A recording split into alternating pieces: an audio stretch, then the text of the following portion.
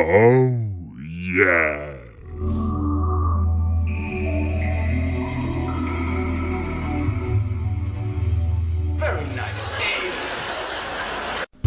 Hai acquistato una GDEMU per sostituire il lettore GD-ROM, ma appare una spia rossa che non ti permette di poter andare avanti? Oggi vedremo le possibili cause e le soluzioni da adottare.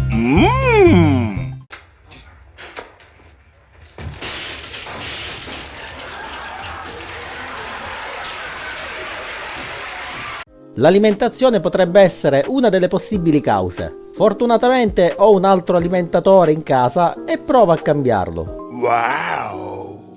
Ma accendendo la Dreamcast il risultato è sempre lo stesso. Quindi, escludendo l'anomalia causata dall'alimentatore, proverò adesso a rimuovere tutti gli accessori per escludere un possibile malfunzionamento dell'SD extender.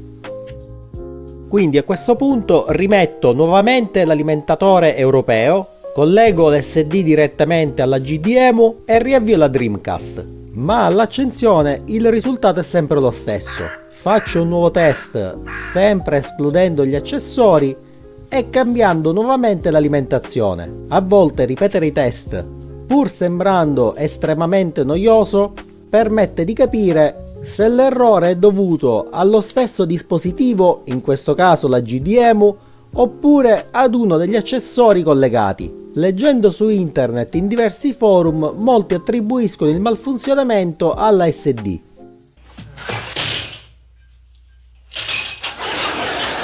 Infatti, andando sul sito ufficiale della GDEMU troveremo tutta una serie di indicazioni su come far funzionare correttamente il dispositivo. Tra le indicazioni troviamo le memory card supportate, tra cui l'SD-HC fino a 32 GB, il file system che dovrà essere FAT32 e quindi l'SD card formattata in FAT32.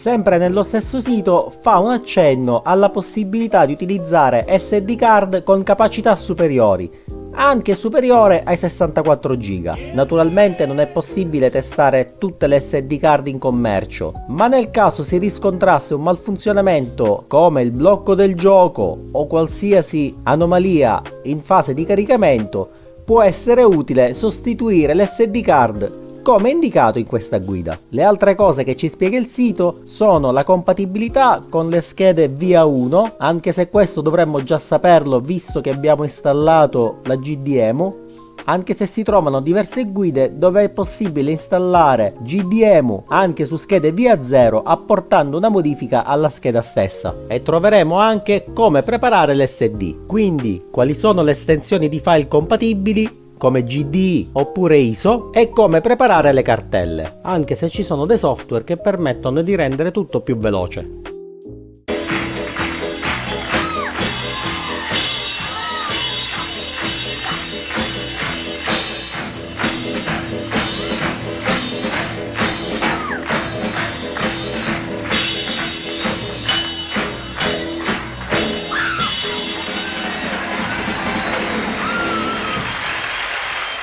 Una volta acquisite tutte queste conoscenze, adesso non farò altro che metterle in pratica. Quindi collego una nuova SD card al PC, la formatto in FAT32 attraverso il programma GUI Format, anche se è possibile formattare in FAT32 anche senza questo programma, se la SD card non supera i 32 GB. Il prossimo passo sarà quello di utilizzare SD Card Maker for GDEMU, che preparerà per intero la struttura dell'SD card.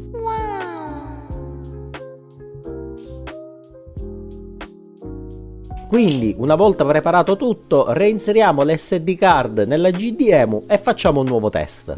Questa volta con esito positivo.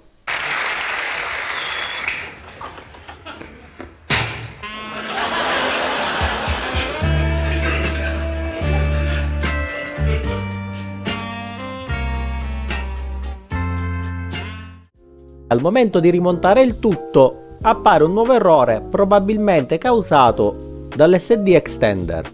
Il cavo che collega l'SD card alla stampa 3D che sostituisce il lettore GD-ROM. Riprovo la console, liberando l'SD extender e questa volta funziona correttamente. quindi proverò a richiudere tutto creando meno pressione sul cavo. Nuovo test.